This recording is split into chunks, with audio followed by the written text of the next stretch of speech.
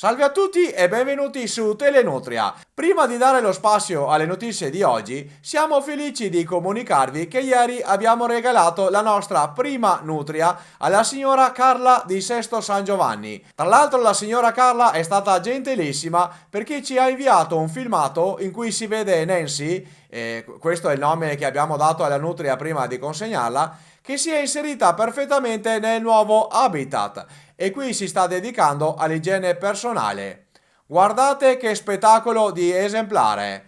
Vi ricordo che chi volesse adottare una nutria basta che ci scriva qui in redazione e ve la spediamo direttamente a casa. Ma adesso linea al nostro telegiornale e alle croccanti news di oggi. Buona visione! Chiupano voleva lanciarsi in acqua usando la liana, ma qualcosa è andato storto. La donna si è ripresa dopo 2 giorni ed era convinta di aver preso uno Scania sul muso. Questo simpatico signore di Treviso era stanco di essere rimproverato dalla moglie, che continuava a rompergli le balle perché beveva troppa birra, e allora si è inventato un marchingegno a dir poco geniale. Scavando sul terreno del suo giardino e inserendo un grosso tubo da grondaie, si è costruito un fresco nascondiglio per le sue amate bevande alcoliche.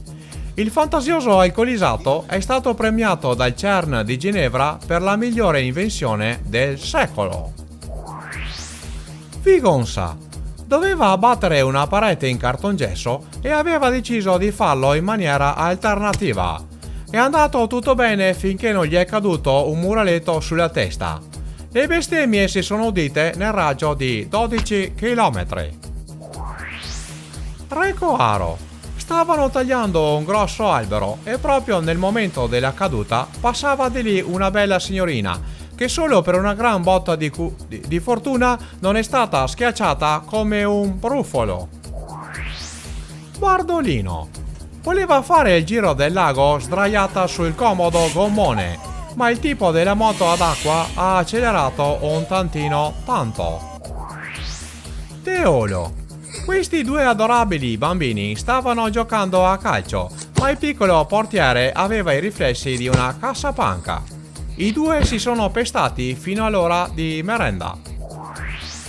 Questo giovane fruttarolo del Biron voleva dimostrare la sua abilità nelle arti marziali, rompendo una grossa anguria con la testa, ma aveva un amico che era un gran figlio di trovatelli.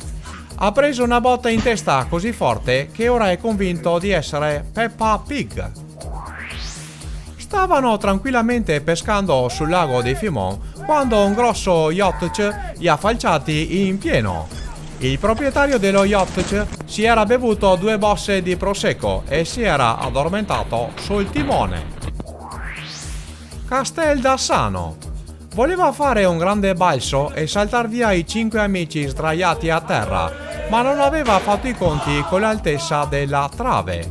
Al pronto soccorso gli hanno dato 12 punti e ha vinto il servizio in porcellana da 6 persone. Pigolotte. Aveva prestato il furgoncino al giovane figlio, ma qualcosa è andato storto. Il perito dell'assicurazione si è pissato addosso da ridere.